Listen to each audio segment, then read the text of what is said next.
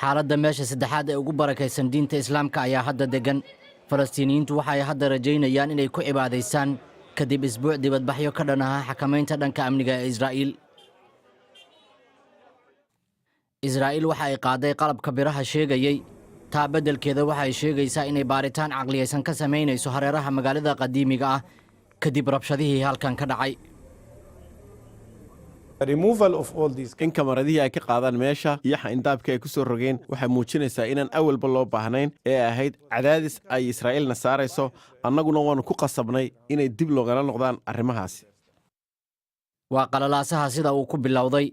hub ayaa la geliyey gudaha masaajidka al-aqsa waxaana lagu dilay 2 askari oo albaabka ku sugnaa. markii qalabka cusub lagu xiray masaajidka, falastiiniyiintu waxa ay ku tukadeen dibadda, waxayna Israa'iil ku eedeeyeen in amniga ay ugu gabanayso sidii ay masaajidka mar kale isugu ballaarin lahayd. Israa'iil way beenisay. rabshadaha ka dhacay al-aqsana waxaa ku dhintay 5 falastiiniyiin ah. dhanka daanta galbeedna qof falastiini ah ayaa 3 Israa'iiliyiin ah ugu galay gurigooda midina ku dilay. dhanka Cumaan, qof ilaalinayay safaaradda Israa'iil ayaa dilay 2 qof oo u dhalatay Urdun kadib markii sida loo malaynayo mid ka mid ah uu weeraray. kadib rabshadahaasi dhacay xalay xilli dambe Israa'iil qalabka ayay meesha ka saartay.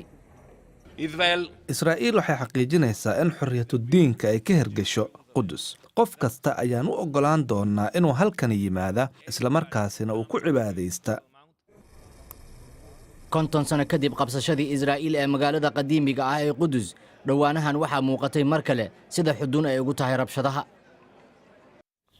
faahfaahin dheeraad ah oo ku saabsan warbixintan masaajidka Qudus iyo kuwa kaleba waxaad ka heli kartaa bogga BBC Somali adigoo ka galaya moobilkaaga.